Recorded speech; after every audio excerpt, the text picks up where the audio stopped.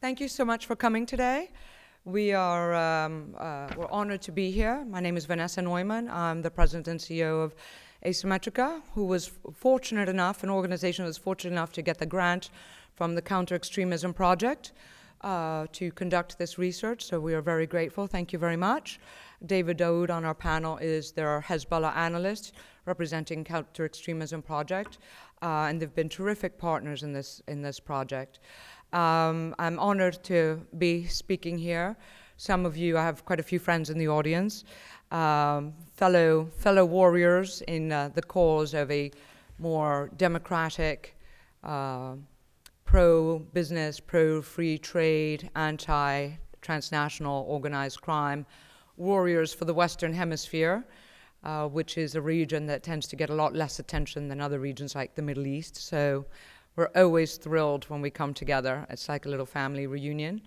And I'm particularly honored to have a panel today that is, I consider a panel of heroes, to be honest. There is no one on this panel I don't deeply respect. And I'm honored that they have turned up. We have Stuart Page, who works on many things, but also with Asymmetrica on several projects, a former assistant secretary in DFAT and worked on APEC in Peru. You can see the bios, and a veteran of counterterrorism efforts all over the world, definitely a hero. Derek Maltz, who basically caught almost all the bad guys described in my book. Monser Alcázar, Victor Aboud, Chapo Guzman, you name a bad guy. Derek's like, I know him, I got him. Former head of the Special Operations Division of DEA. We bonded after an FDD event when I apparently caused some trouble. Who knew? Who knew I was capable of such a thing? David Daoud, who knows more about Hezbollah's plans and operations than is probably healthy for anyone, and of the Counter-Extremism Project, and speaks fluent Arabic and Hebrew, and divides his time between here and the Levant, and we'll have some very enlightening comments. And Jose Luis Stein, who is of Financial Integrity Network, and I was honored to have him on. I emailed Juan Zarate, who's another one of my heroes, and if you've ever read Treasury's War, he'll be your hero too. And I said, these are the guys, these are the ones. They actually, do the recommendations on sanctions. So they're the quiet ones, but lethal, So in terms of illicit financial flows, we have quite the panel. So that's it. I want to sort of stay out of the way of the events. Just wanted to say thank you very much. And thank you very much, Rep. Rothfuss, please, for being here and being our keynote speaker. We're absolutely honored to have you with us. Here, a member of the Subcommittee on Terror and Illicit Finance of the House Financial Services Committee, and on the Judiciary, which makes him a very powerful and interesting man indeed. And I'll give you a more, a better introduction in a second. But thank you very much, sir.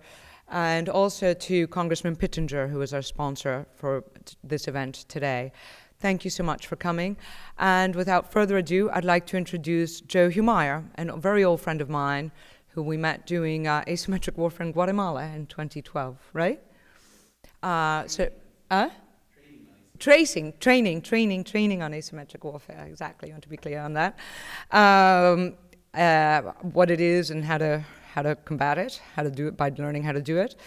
And we've been friends ever since, one of the heroes of the Western Hemisphere here in the US. Thank you very much, Joe.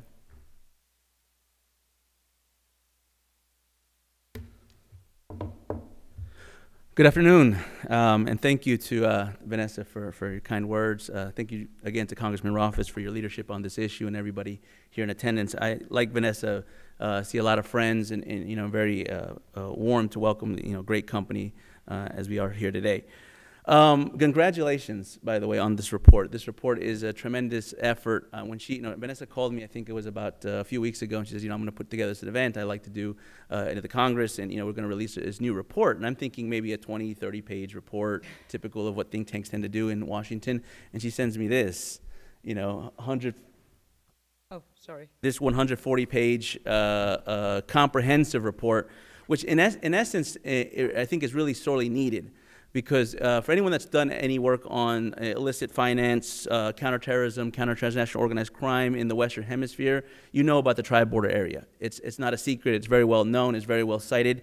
However, there hasn't been a real comprehensive study of the tri-border area since about 2003, believe it or not. After 9/11, the Congress commissioned a study that was published that still is cited to this day. I've cited it in several of my reports. But I think it's overdue that we need another comprehensive study that looks at the region kind of as an area study to look at all the elements that are active in this part of South America. So I just want to be very brief and give a few remarks. Before I ran this think tank, Center for Secure Free Society in Washington, I was in the Marine Corps. I spent 8 years in the Marine Corps. So for those that are in the military, were in the military, work with the military, you might have heard of this military refrain. It's an old military refrain, but I think it's applicable to today, which is that amateurs talk strategy, but professionals talk logistics. Why is that saying held? Because in the military sphere, oftentimes when you go after threat networks, it's not so much the strategic overview of how you're looking at a particular threat, but it's the logistical networks that you have to understand of how to dismantle that threat. When you talk about logistical networks, the illicit financial flows is the bloodstream of those logistics. And in that sense, this convergence of transnational criminal organizations and international terrorist organizations that at once was debated within the defense intelligence community has become a threat that cuts across all society, not just in the United States, but throughout the world. And it really hits everybody. The government is obviously tackling this threat because it's trying to preserve and maintain the rule of law. The business community needs to tackle this threat because it hurts the bottom line. It literally takes money out of your companies. And also civil society. Civil society has to look at this threat because at the end of the day, if criminal organizations and terrorist organizations become to gain additional influence and leverage over society, they change the incentives of that country or that society, and they move it more towards predation that moves faster in often cases than production. In that sense, when you look at this convergence of criminal and terrorist organizations, Hezbollah is really the gold standard. It is the one organization, both on the foreign terrorist organization list designated as terrorist by the United States, but also for anyone that's done any work in Latin America on counter-transnational organized crime, can look at it as a tremendous organized crime element throughout the world. And for anyone that's looked at Hezbollah in Latin America, you've undoubtedly come across the tri-border area. And so I just want to give a quick little anecdote of my time in the military. And I often get asked, I've been looking at Iran, Hezbollah networks in Latin America for about a decade now. And I often get asked, how did I get into this, right? How did I begin this? And the truth is, academically, writing, studying, I didn't start till about 2010, where I did, my first trip actually was to the tri-border area. Mm-hmm. But since then, before then, I'm sorry, in my time in the military, I spent some time in Iraq. I had 2 deployments in Iraq. Some of that was to Akut and Najaf. So for those who are familiar, those are very Shia-controlled areas where the Iranians, the IRGC was operating. So I got a kind of a tutorial on the Iranian networks and how they operate. But more later, in 2004, I took part in a military multinational exercise called UNITAS. For those familiar with that, that's a circumnavigation throughout South America, where we do a lot of bilats with different foreign militaries. In this case, in 2004, they combined some of that into Peru, where we did basically had about 12 countries and militaries from throughout South America participating in this exercise. Because I was in the S2 shop, the intelligence shop, I took a trip to the southern part of Peru, which is called Tacna. Another tri-border area, actually, southern Peru, northern Chile, and southwestern Bolivia. We looked at the Tacna because we were getting reports of Islamist elements operating through a mosque down there, which is called the Babu Islam Mosque. The mosque was run by a network of Pakistanis, so we thought perhaps maybe Al-Qaeda. We might have to look at the Sunni Salafist networks that were operating. And so we took a visit down there and went with some of our counterparts from Peru and other neighboring countries, and quickly learned that it wasn't Al-Qaeda, it was Hezbollah. Even though it wasn't Lebanese, even though it wasn't Shia, it was Hezbollah using illicit finance through a port in Arica, northern Chile, that were moving money out of a used car sales racket that was basically sending, shipping illicit proceeds to Lebanon on behalf of these mosques in South America. This is in 2004. So this is not a new conversation. This is something that's been going on for a very, very long time.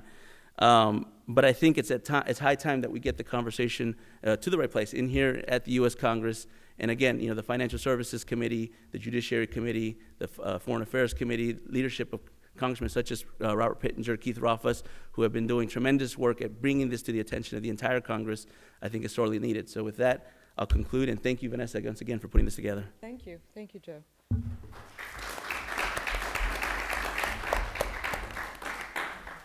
And with that, I'd just like to introduce our keynote speaker, Mr. Representative Keith Rothfuss.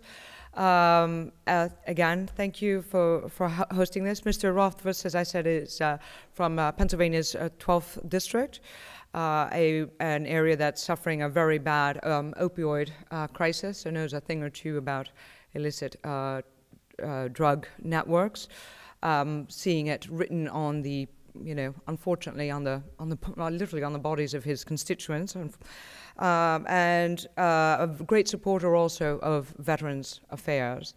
You sit on a board of a charity for veterans, and I know we have quite a few veterans in the room.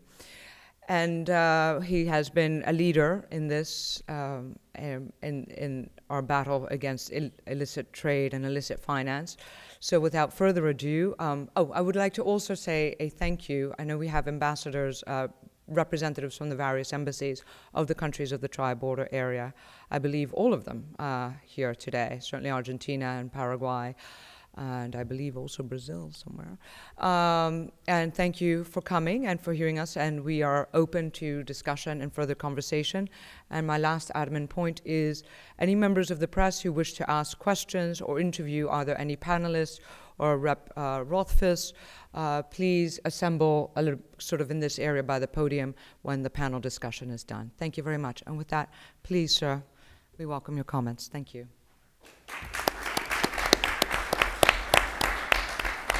Thank you. Thank you. And thank you, Dr. Newman. Thank you for the invitation to be here today. It's good to see people who are concerned about what we've been seeing going on, not only in Latin America, but across the world.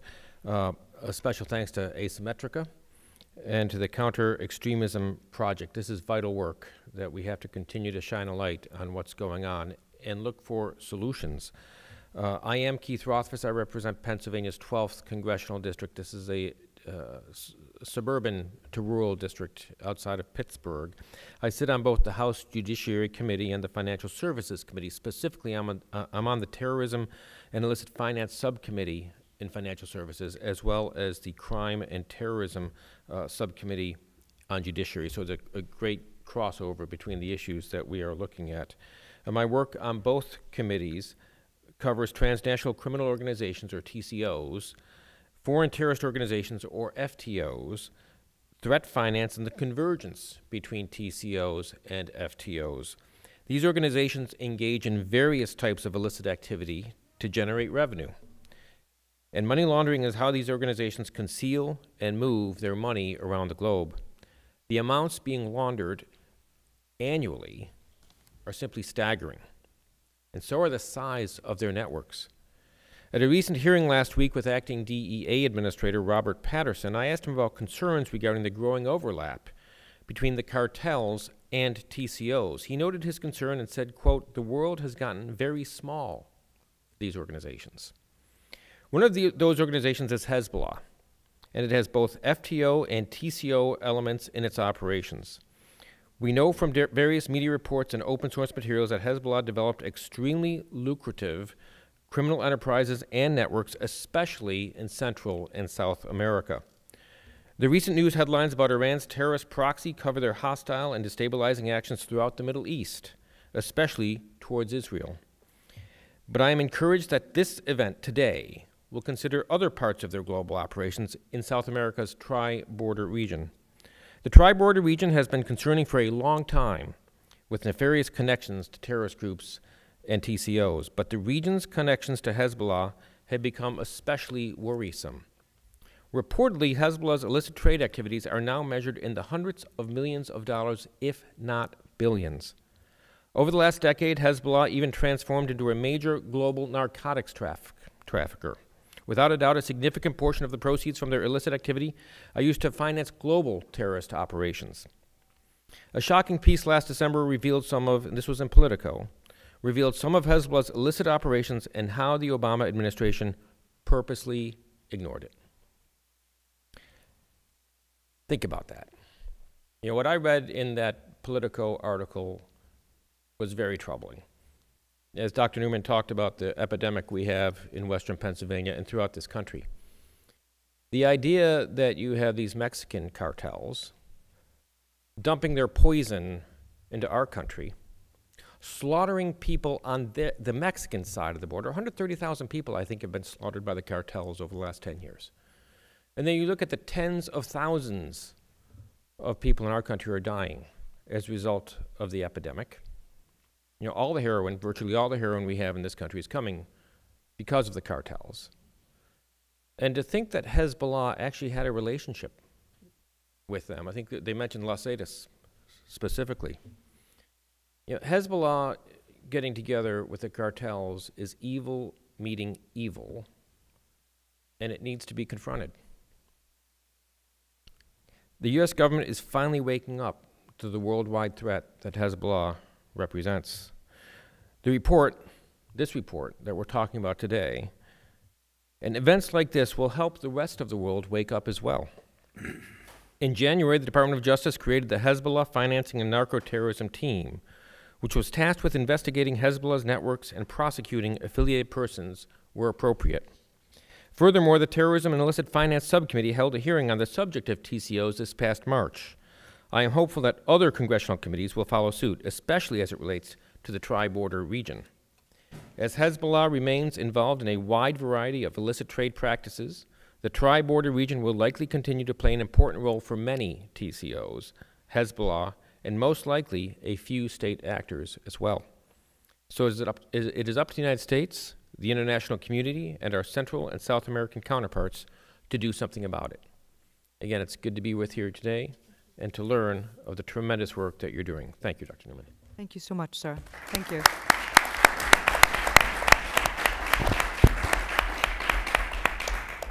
Thank you for those opening comments. Without further ado, I think I'm going to open up the panel. So, Mr. Stuart Page, my fellow co-author on the report, would you care to present your key findings and specifically as they relate to convergent threats or cooperation, collusion, as Rep. Rothfuss just referred to? Did we find that in our report? And if so, what facilitates it? Okay. Well, thank you very much. And Congressman Rothfuss, your words were very important, extremely important. When you said the convergence of TCOs to FTOs, it is here and it's got larger and bigger. The tri-border area has been an area that has been known for a while, but this cluster of fusion of crime has grown even larger, and international action has to happen on this. The blockchain of crime is very interesting in today's world. We live in an interesting world with complex problems where we're more connected, more so ever than before, both politics, security, economic frameworks that connect us, and socially. And what we have found in the tri-border area is we have found something that is extremely worrisome, not only for those countries, and don't get me wrong, those countries are working hard, but this is a big problem. And we're talking about millions turned to billions. The proceeds of crime that are coming through the fusion center of a mini-state working the tri-border area is staggering and is of concern. And we need to stop this. We need to be able to look and assist these countries in an international effort to stop $43 billion being laundered. Does anybody in this room know where those proceeds of crime go to? It's staggering. What it's feeding into? The shopping mall that can be of illicit crime that exists in the TBA area is staggering. It is a very difficult problem down there, and I'll tell you why. We know of money laundering centers around the world, but this one represents 3 countries. It's not very often that you come across a fusion center of well-groomed crime that goes back into politicians, law enforcement, porous frameworks of legislation in a complex area, creating our own mini-state, and having the proceeds of crime going where we don't know where it's going. And it's something that we need to nip in the bud, like a Hydra, cut this head off before it comes domestic and affects, I'm sure. This is not only a terrorist financing, this is an economic stabilization. We need to be able to create stable economies that create stable security frameworks within the region. And so what we found is that implicated in this were law enforcement, politicians, and a capacity to try and cut this off was too big. There are, don't get me wrong, within Brazil, Argentina, and Paraguay, there are decent people working very hard on this problem, but they are putting their hand up. What we found on the ground was staggering. They say it is immersed in a decade in a framework of corruption that has become the norm. And the Fusion Center operates there, fueling it could fuel any terrorist group. You can get any cartel can go there, you can get whatever you like. You can be trained up, you can be hidden, you can get arms, you can substitute to opioids, you can do a lot of things that are there. What we found is that we need to be able to stop this $43 billion cluster that's sitting to the south of us before it gets out of control, because it's becoming a soft spot. But it's not just the problem of 3 countries, it's an international community problem. It is what the Financial Action Task Force are doing along with other international community, along with the US government, in trying to finalize this. And the depth of the problem has gone too far. And that's where it's gone into the political level. And when it goes into political level and senior levels of the law enforcement, and it's become the norm for over a decade, and we know this has been going, we reached a sum of $43 billion. I don't think today that we can just stop and say nothing can't be done. I think it's a community action. I think there are European specialists, American specialists that can help bring this to bear. The terrorism finance has to stop. The proceeds of crime has to stop. The illicit trade of smuggling from electronics, pharmaceuticals, cigarettes, all become part of a diversion of a crime center that is sophisticated and well run. And it's extremely well run. It's probably more well run than some countries in some places, unfortunately. But we can't ignore this. And it requires action, and it requires where we all come to the table together to work this. And we're more than happy to assist this process in any way we can, because having a center that has grown to becoming the largest money laundering center in the world and ever growing and not put check creates a blockchain of crime that fuels anything from terrorism to further drugs to a whole range of things. So I'm very confident what I've heard from the congressman today is that he's identified it, he knows his colleagues identified it, here we understand there are law enforcement people. Now we just need to have a call to arms to help these countries who I know are battling very large problems in themselves to actually, let's cut the head of this Hydra off before it's too late. I don't want to have to come back here in a couple of years' time and say, look what's happened. Because since 2005 and the last, as Joe said, we knew it was a bad, bad problem there. And I'll tell you what, it's an even worse problem now, and it's become the perfect storm of crime. So on that mark, I'll hand to my esteemed expert, who is a man that's been at the forefront of finding these bad people. Yeah. Derek. Thank you very much. Thank you, Dr. Newman, for inviting me here today to talk to everybody about this issue that's near and dear to my heart. Thank you to the Congressman for some of those words, because it really hit home to me. So we're all trying to make America a better place, a safer place, right? That's what we say all the time. We want to make everyone aware of the issues, but everyone's aware of the issues. I think the people in this room are aware of the issues. Now, where's the action? That's my whole thing. Where's the action?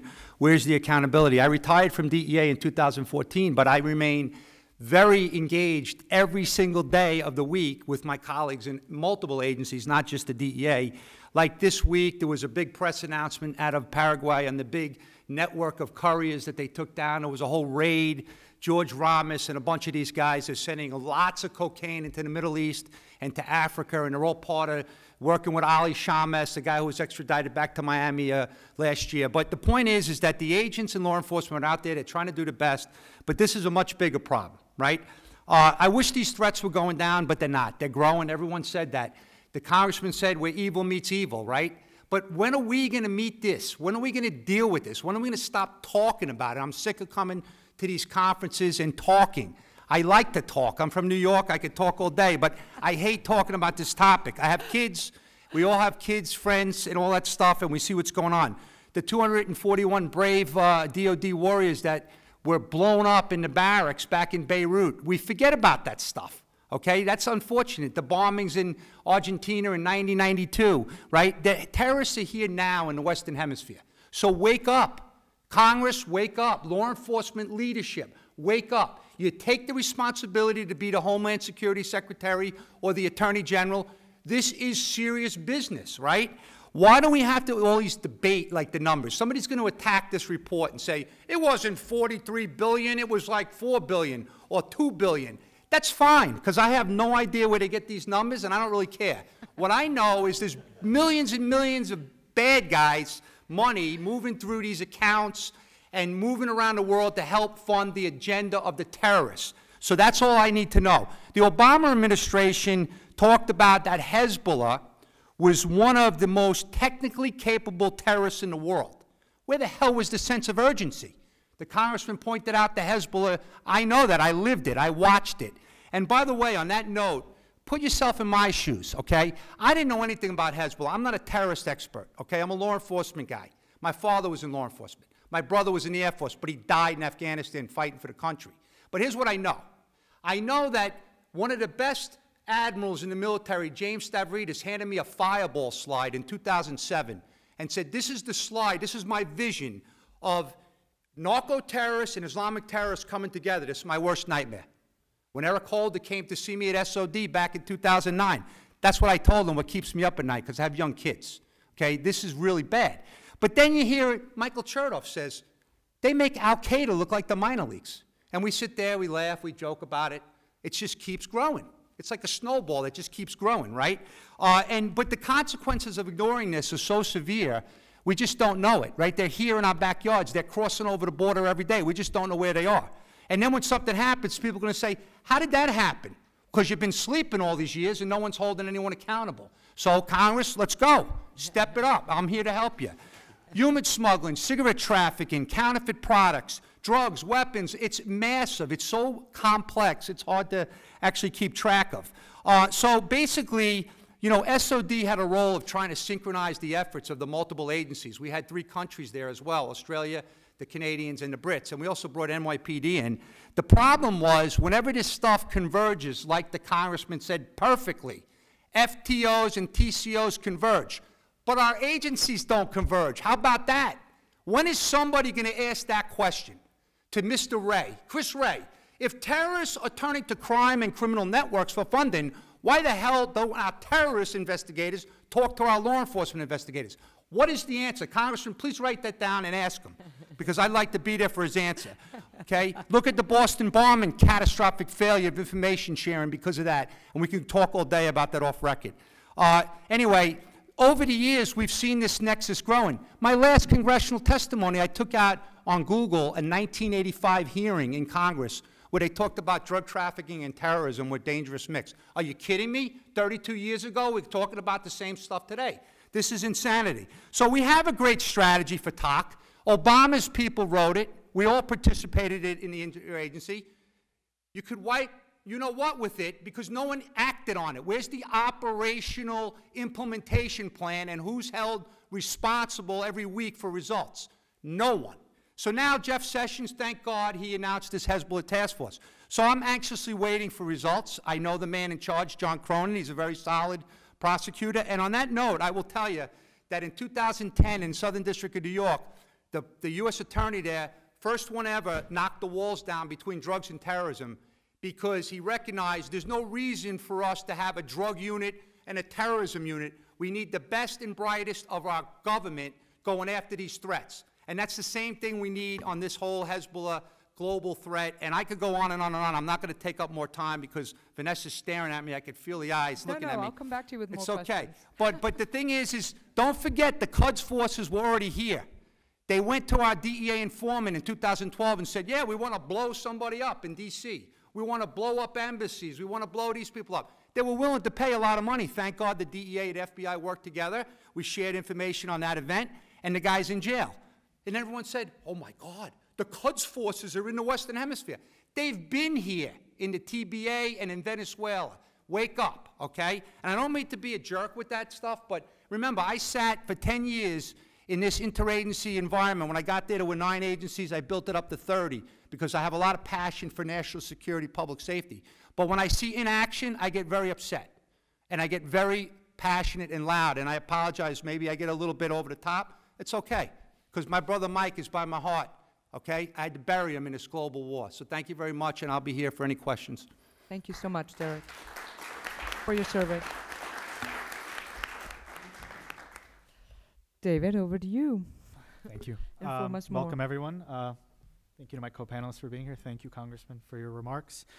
So what I'm going to do here is to try to show the parallels between what Hezbollah is doing in Lebanon and what's going on in the TBA, and how this, as you know, Derek just mentioned, this problem is growing. It's not receding, and how they're structuring their activities there actually feeds into that. So the first thing I'd like to mention, I worked on this actually with a former colleague of mine, Emanuele Ottolenghi, who's in the audience at FTD. When I started looking into this, what I noticed was a big parallel between the situation in the TBA and in Lebanon. You have a weak central government, weak law enforcement. You have an area of the country that is kind of detached from the, is peripheral, detached from the center. You have a supportive community. The community, the Lebanese Shia community has been there for years, since the 1980s. Hezbollah moved into the TBA somewhere around that same time. You have a marriage of crime families. They may not necessarily be Hezbollah ideologues, but they're involved in crime. They may be Lebanese, they may be otherwise, and they're working with Hezbollah. You have the same thing in the Bekaa Valley. You have, marijuana and other drug growers in the Bekaa Valley who are part of these family clans, and they're established there, and rather than challenge them or take over their business, Hezbollah works with them and co-opts them. And you have supportive communities across the border. In the Middle East, specifically vis-a-vis the Israelis, you have the Israeli Arab community and the Palestinian community in Israel that act not only to bring Hezbollah drugs into Israel, but also Hezbollah also uses that as a means to gather intelligence and collect information and recruit and pass on funds to recruits and associates in the West Bank and in Israel. The other thing I noticed is that they're not just focused on crime in the TBA. They're focused on building a social structure. This includes everything from mosques, with community activities, with scouts, with festivals, and this is all put in the framework of promoting Lebanese culture. Right? In Lebanon, their scouts are called the Mehdi Scouts. In South America, they're much more innocuously named, or at least not as sectarian. They don't have as a sectarian of a name. You'll have immigrants, as any immigrant community wants. They want to pass on their culture to the next generation. Well, Hezbollah has a ready-made and a ready-set structure to take in the next generation, to maintain that community, and to co-opt them for their own needs. Why is that? Are they just trying to, have get-togethers and eat Lebanese food? No. If Hezbollah were to exist without a community base in the TBA, it would be a terror group or a crime organization, and that lacks permanence. When you have a community, that creates permanence. That means that you are not going to be there for just the lifespan of the individuals who are carrying out the crime. You have recruits for the future. You also have charity and funds. This is a fundraising means.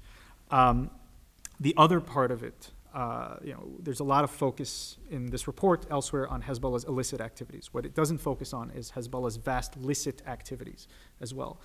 In Lebanon, they run organizations that, they run pharmacies, they run restaurants, they run tiling stores. In the end, these are otherwise legitimate business activities. They have investments, but every dollar that goes into them is funneled into the same place. Eventually, it ends up in the hands of, in terms of weapons procurement, recruitment, training. So this all goes into the same place. The last peg of it, one thing we also noticed when Emanuele and I were working on this, was that a lot of the people who are showing up in the community there, some of them are ending up in Syria. Is this acting as a recruitment and funneling center directly for Hezbollah's military activities? It would appear so. So this is a problem that must be tackled, not just because of crime, but because this is directly feeding into expanding Hezbollah's global footprint. And one thing I would like to emphasize that Hezbollah itself says, there's a perception that, Hezbollah, their main enemy are the Israelis. That's not true. Hezbollah has said this from the outset, that their primary enemy is the United States.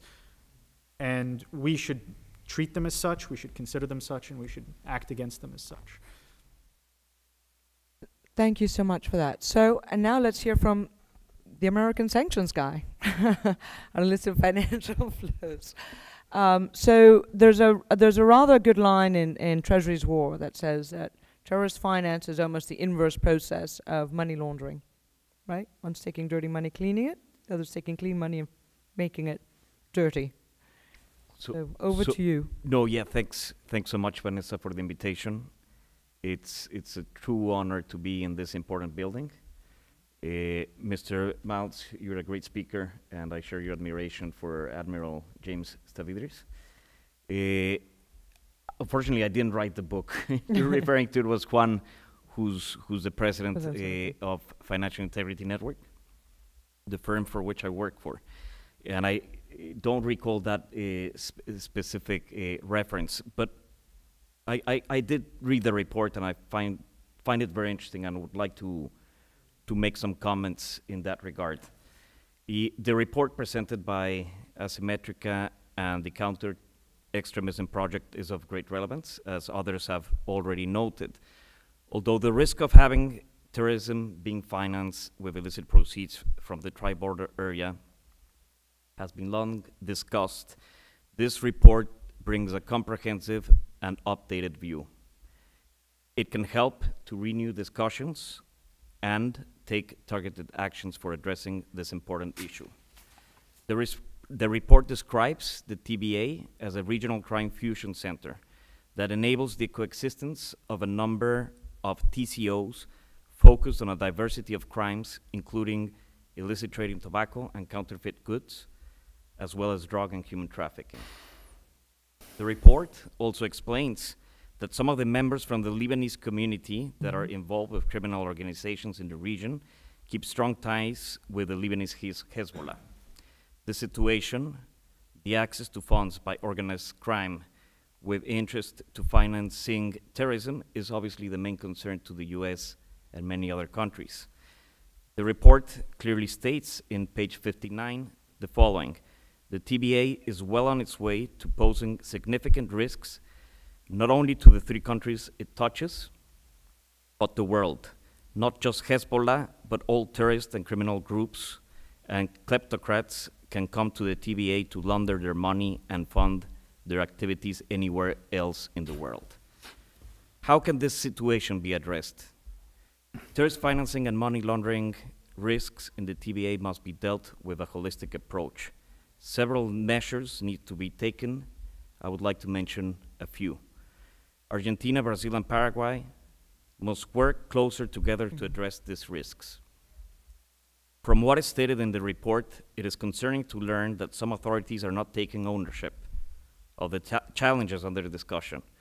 They don't seem to recognize their responsibility and blame their counterparts instead. This path can only lead to failure. There has to be a strong commitment to the President's level to deal with this issue. Second, the TBA countries should focus their attention on effective measures. For example, these countries can form a working group to develop a joint TBA risk assessment. The foundation to addressing these and any other risks in the world requires of a deep and clear understanding of which is the situation. So a risk assessment needs to be carried out which identifies and analyzes the most relevant threats and vulnerabilities in the region. The assessment should nurture from different sources, including the report we're discussing today, to provide a complete diagnosis of the current state of affairs. Important efforts are already being undertaken towards this direction. In particular, Argentina is at this moment carrying out its own national risk assessment, specifically focused on terrorist financing. This is a recommendation from the FATF. The country should carry out national risk assessments.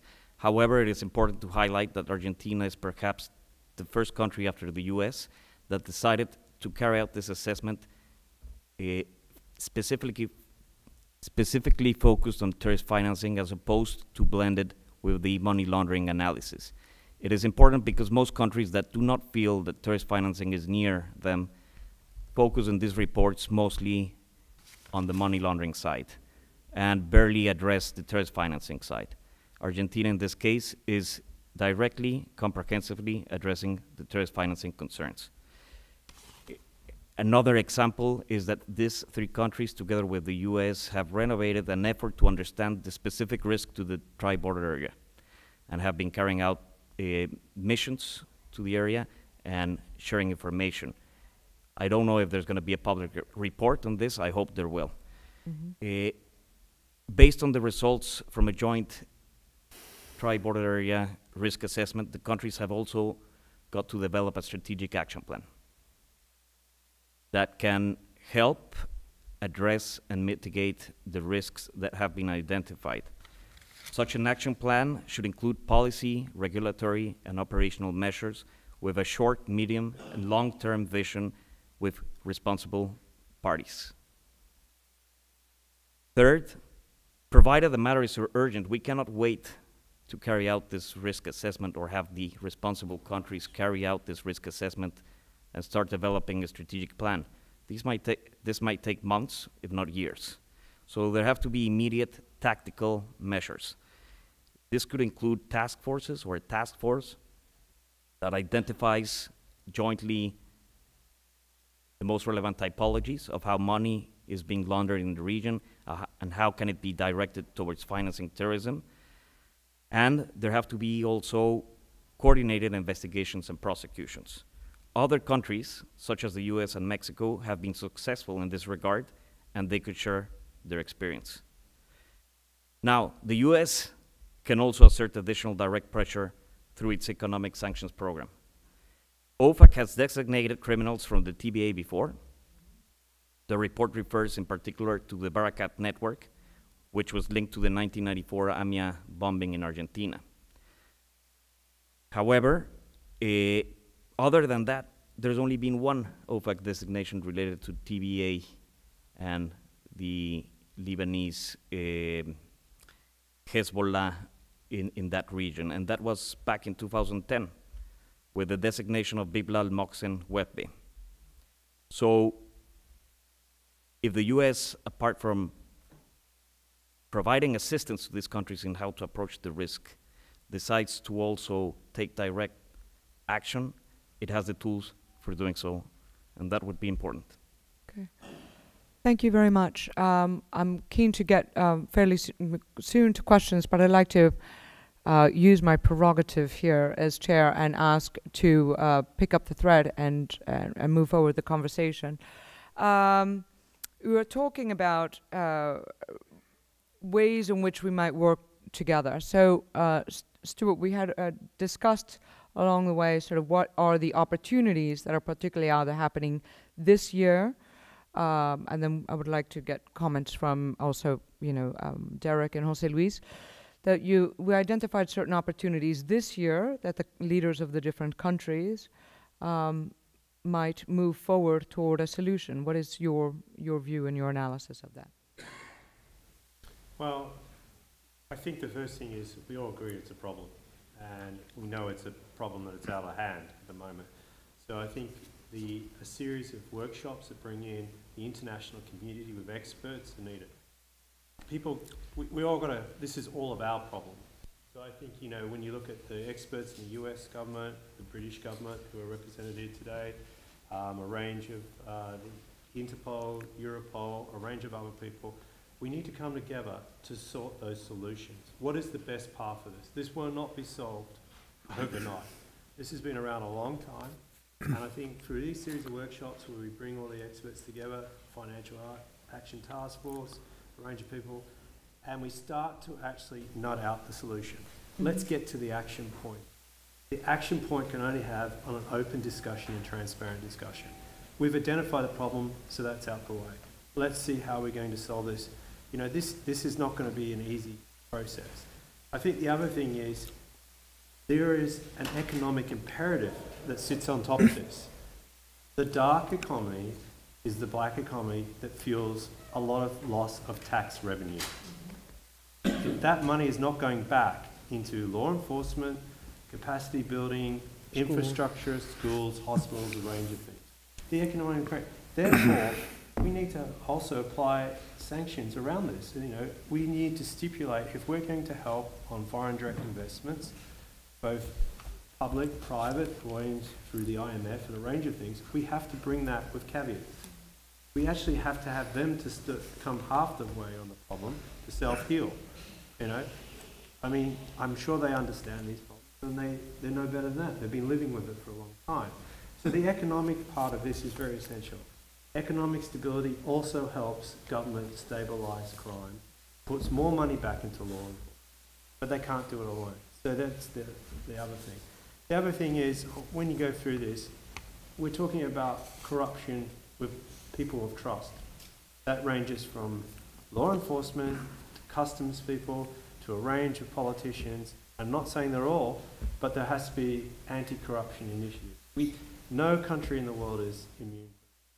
So We all have that. do the elections coming up now or that just happened, do they present opportunities for Paraguay or Brazil or anti-corruption opportunities? Are you optimistic about that? I'm very optimistic because I think once we understand we have a problem, we fix it. We have, in Paraguay, we've just had a new change of government.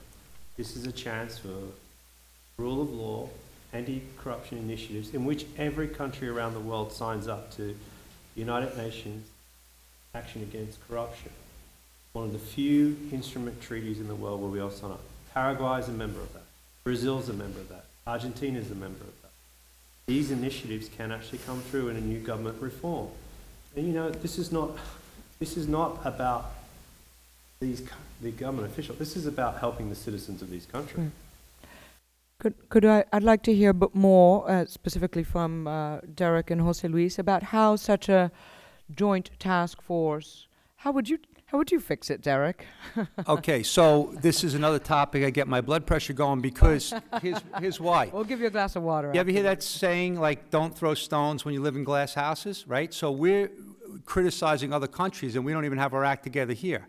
So as an example, after 9/11, a lot of people don't know this. After 9/11, the Attorney General, the DEA administrator, and the head of the FBI decided that because drugs and terrorism are so connected, interconnected, and it was a dangerous mix. That's the exact term that's used in the testimony. I obsess on these things if you haven't figured it out. And basically, they formed what they call the Special Coordination Unit at the Special Operations Division back in the day in 2002. And the reason they did that is because they saw all these overlaps between crime and terror, so we had to have a task force arrangement at that time. Well, when I got there and I saw this thing just growing through the roof, we had to actually get more resources, which thanks to Congress and others, DOD, they provided, you know, global war on terror money to us, and we formulated what we call the Counter-Narco-Terrorism Operations Center, which is within SOD right down the road in Virginia. But here's the point. So we have all the interagencies coming together. So in the Project Cassandra thing that was very well publicized, one of the things that was fascinating to me is how well it worked with Treasury, as an example. They brought these powerful tools to the toolbox, from the toolbox that I didn't even know about. But that's how we were able to crush these bad guys' ability to move their money. It wasn't a DEA thing. It was Treasury actions, right, with these experts. And so what I'm trying to say is that, so you have these task force arrangements already set up, but what's missing is the accountability. So what do we do in this country? is we build new centers. Hey, let's build another center because we want to coordinate gangs or we want to coordinate guns or whatever. No, it's all interconnected. We all know it. So why don't we look at the centers that are already working, see what we could do to enhance them, get the resources where everybody's important. See, one of the things in the Beltway, as you all know, right, is SOD is kind of like, well, DEA runs that thing. We don't want to participate. Why not? You got kids at home, right? So if a bomb goes off in the metro and it's kind of like a biological weapon, we're all impacted, right? So this mentality is got to be changed. And the only way that's going to change is from folks like you, Congressman, that can actually drill these leaders and ask the tough questions. Because right now they're getting off easy. Because here's why. They all want to do the right thing. I believe that in my heart. The problem is the messaging doesn't go down to the worker bees. And most of those want to do the right thing. But there's these bureaucratic mid-level people that need a sledgehammer over their head, and they need to be held accountable. And you do it one time, and then things change. So now, you get that fixed. Now you use these great countries in the Five Eyes. We already have good relationships with Australia, Canada. Hey, look, the best relations we had at SOD was with Colombia. All these multi-jurisdictional cases were because Colombia was sharing evidence. And we have judicial programs all over the world pursuant to the rule of law. So this is not that hard on the law enforcement side. But I agree with many of the statements that were made. This is much bigger than a law enforcement issue. It's like the drug issue, right? Law enforcement will enforce the laws. But it's all this other stuff that requires a full engagement, which we don't have. David, would you like to say something about what we have learned about those dynamics in the Middle East, about Hezbollah and its operations in the TBA, and if you see any opportunities for either disruption or degrading or managing either the narrative or the community relations? And then after that, I'd like to open it up to the audience. So the parallels are, I mean, they're almost identical. What you have are even, I don't know where to even start. Down to every social structure that you have in Lebanon, you have a parallel for it in the TBA. I recall even seeing the celebrations, the community celebrations. They're centered around commemorations of resistance anniversaries. The May 25th anniversary of the withdrawal of Israel from South Lebanon is heavily commemorated. One thing I also noticed, was that the television programs that are played for children in these community centers. There's one particular TV station called Taha TV that Hezbollah runs. It's basically Saturday morning cartoons a la Khomeini. And they have programming with cartoons, they take the stories of the religion, the imams, and Khomeini's doctrine and package it for children. With militaristic anashid, the whole thing. And these kids are watching it in the TBA.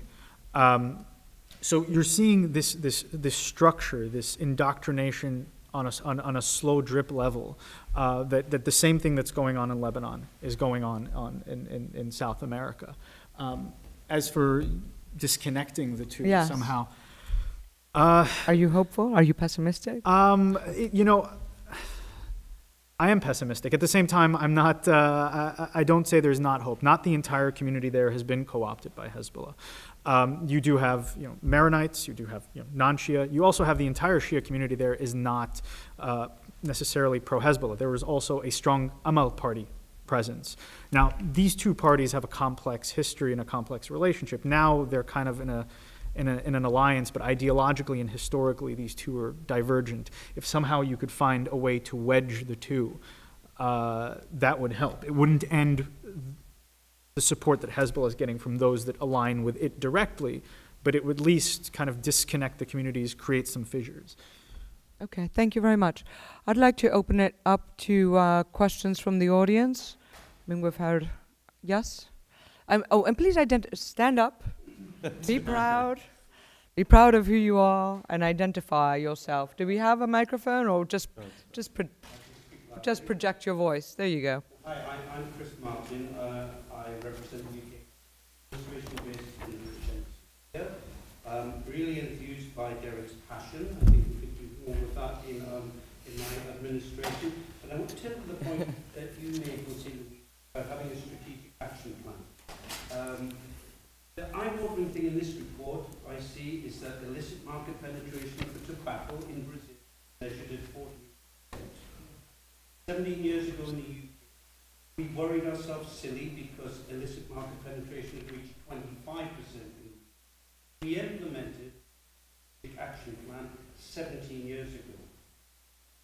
Worked hard, it's been a great interagency, cross-government effort, but it's taken us 17 years to half that level of illicit market penetration.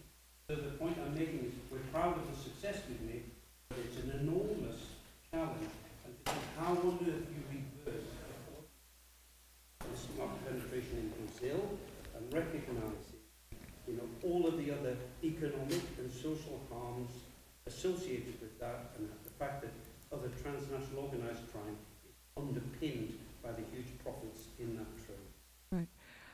Right. I'd like to make the point that one of the reasons that you find, and one of the things we found is in Latin America and other parts of the world, you see it in West Africa, that you see a lot of narcotics being found alongside cigarettes, illicit cigarettes, is because Hezbollah has a strong presence in both crimes.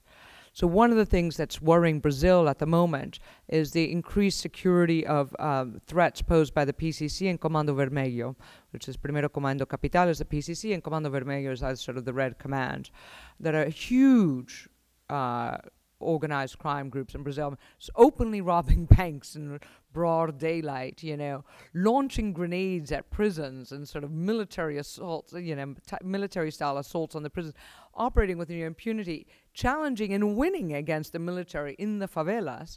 And that's because they have big weaponry, because they have big money, because their drugs are being shipped by Hezbollah, which is by many other groups. There's lots of corruption, lots of blame to go around, but they act as the DHL or the UPS to, hey, if you want to move something, they've got the network. And that becomes sort of a confluence. And we've seen this pattern over and over again. Please, any other questions of the brains at the table or further comments? Chris, you asked a very good question. How do we take it from just talk to action? It comes when governments, and I've spent a long time around governments, makes it a priority, makes it a mandate to be a priority, and it has to stop from the top. There are people like Derek who spend a long time out in the field and they do a fantastic job, but they need overhead cover, support, resources, task force. We need a multilateral approach, so it's not only when one government identifies it, it's a multilateral approach of the government, and it becomes a priority. What we're talking about is a priority of proceeds of crime, anti-money laundering, terrorist financing, illicit products. What more of a headline do we have?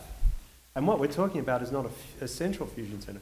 So we need a multi-action task force in which governments agree at the political level that it's a priority.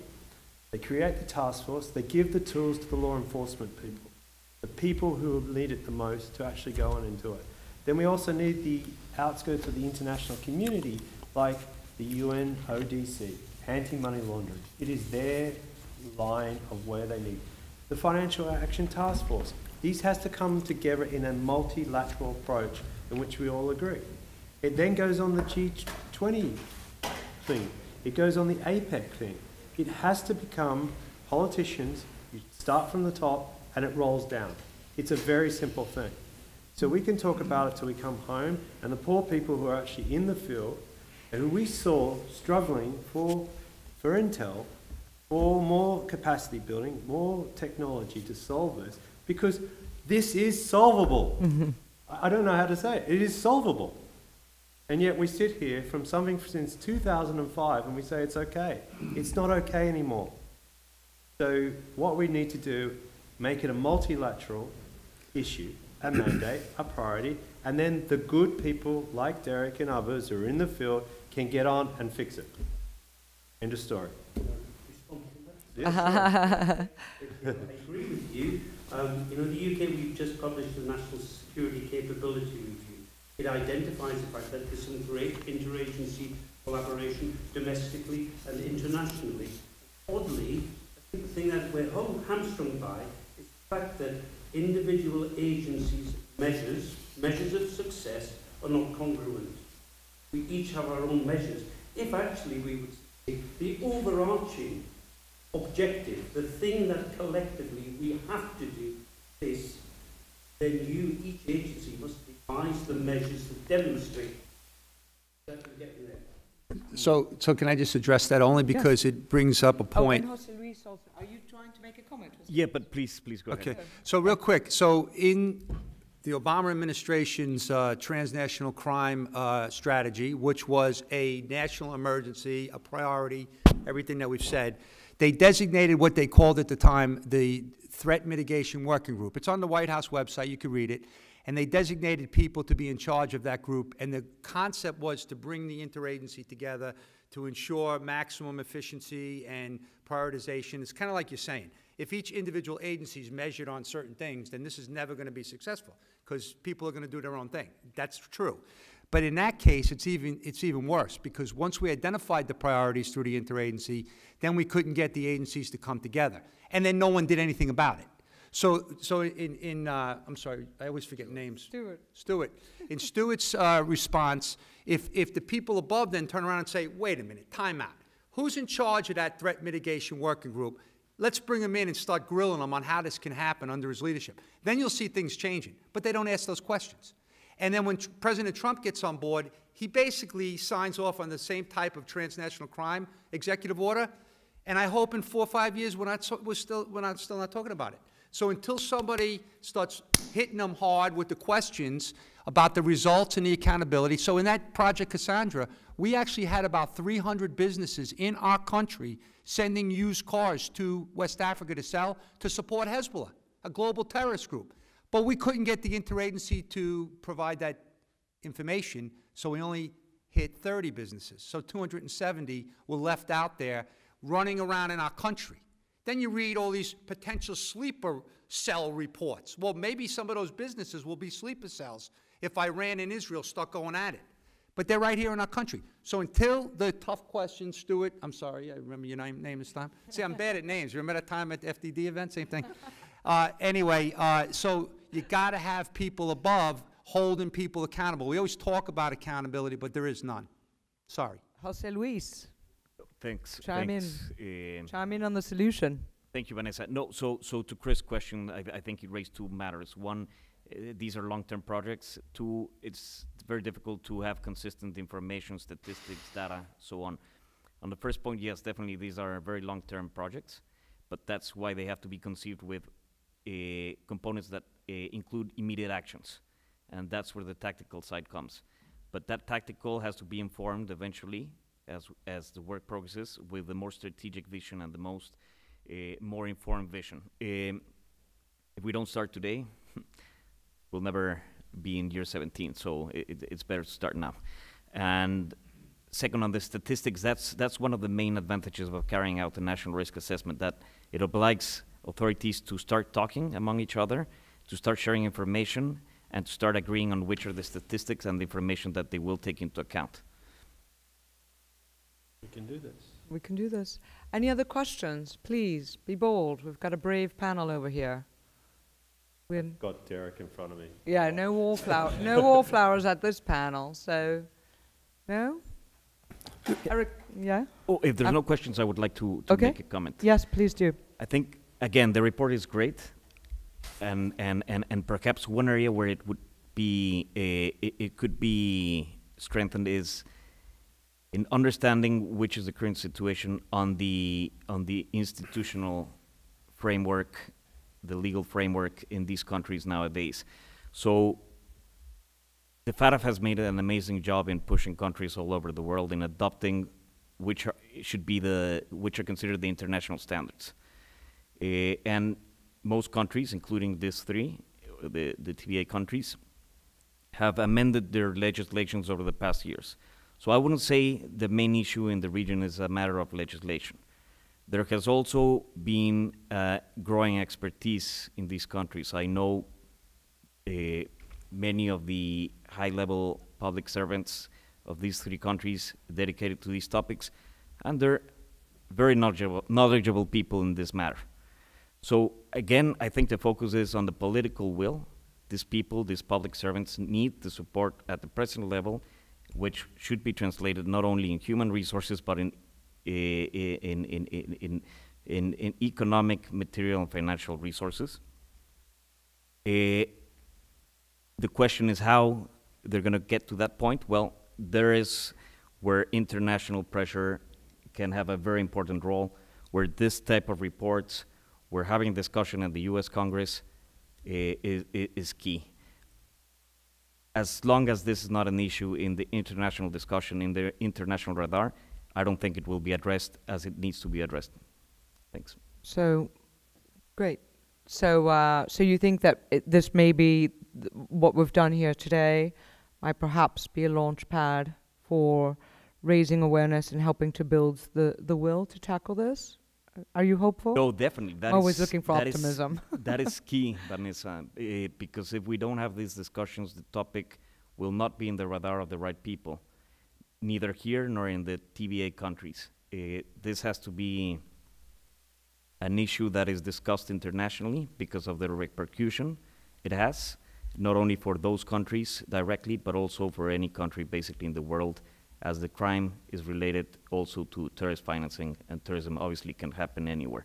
So this has to be an international demand, and it's not that the TBA countries are not addressing this issue, it's just that they're not working coordinatedly enough, and they're not taking as much action as they have to.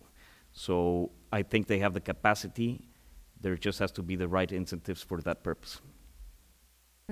Anything else? Any other questions, observations? Derek? I'd like to say something, only because it's kind of like a closing thought, just because, like, you know, I went to college, I didn't ever consider myself like a genius or whatever, like these guys on the panel, or my friend EO over there, because that guy is smart. But can you guys do me a favor and just ask this question to whoever you can ask it to? If everyone is saying how terrorists are tapping into the criminal networks for their funding, why is our system in the US still broken? Why? I can't accept that, I'm sorry. And what I mean by that is we have our JTTFs, which do tremendous work.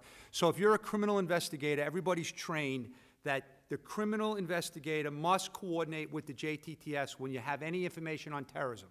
So if I'm working a drug case and the guy says, hey, I want to blow up the Sears Tower tomorrow, immediately you're going to notify the JTTF, and the FBI and the intel community are going to do a good job and investigate that. That's not a problem. 99 point, and that's what happened in the Quds Force case. The DEA went right to the FBI. FBI did a great job, and they took down that guy. But in reverse, it's a disaster. So you're working a terror inquiry. You check the box of this guy's not a terrorism, and you don't tap into the resources of the law enforcement, criminal investigators, and the intelligence. So the person is left out there to do the bombing and do the killings instead of trying to take them down on the criminal side. So just ask yourself the question, how can a country be like the US be so smart and so advanced, but that basic principle we can't fix? Why? I don't know the answer.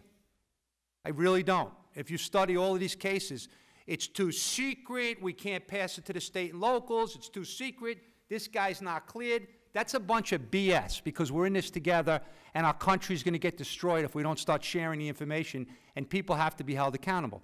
So that's my closing thoughts on the point. Stuart wants a counter. No. Stuart? I could never be like Derek, who's running for Congress, by the way. Surprise, surprise. No. Look, I'll give you a very good story. Over 15 years ago, I came to DC. There's a whole group of us from the Five Eyes. Everybody knows the Five Eyes. It's one of the longest intelligence sharing communities in the world. It's one of the strongest. Canada, Australia, United Kingdom, New Zealand, and the US. We sat around in this place not too far out from the DC hub here. We had a whole heap of experts. We sat around the world. We're talking about a problem. And we're trying to work out what it is. There was a whole heap of experts. Some of us said, this is not a problem to worry about. Others said, no, we'll think about it another time. Some said, no, this is going to be a global problem. So we sat around there, and we started out with this term called electronic warfare. That's what it was. It was, you know, something's happening. It was the role of the Department of Defense at the time, and we're all trying to work out what it is. Some people had a few problems here on their computers here and there. And in that room, we said, some will work on it, some won't. It's not a priority. Today, that word is called cyber. It took us a long time to wake up to this problem. And now it's a global problem. So what I'm saying is, we have this problem that's been identified. Let's cut down the time frame to make it happen, As Chris said, they worked hard for 17 years. Let's get Derek out in the field. So yeah, we're putting Derek cut on a this through plane now and get it working. So sometimes when we talk about little things and we don't understand it, but this is a multilateral problem. This is not one country, one organization. This is a multilateral problem on a global problem that nobody in the blockchain of crime and terrorism, everybody's involved. We just all got to come together and take the little blocks out to dismantle this blockchain of crime. So take it from a lawyer. This is not a criticism of anyone. This is just we've all got this problem and we just need to help and assist. So let's move forward from today and make it happen, because I'm not coming back here to say, I told you so. Right. What? What if I invite you? Okay. On that note, if we don't have any more questions, I invite you to have coffee and donuts. We have oodles of munchkins and things over there. Or come and approach us one by one, ask us tough off-the-question record. And Eric Farnsworth, I want to point him out, the VP of Council of the Americas, an organization I greatly admire for their courage in all things Western Hemisphere. Another idol of mine. There are so many of them in this room. Anyway, thank you very much for coming, and we hope to hear from you. We'll welcome angry emails as well. That's fine. Thank you very much.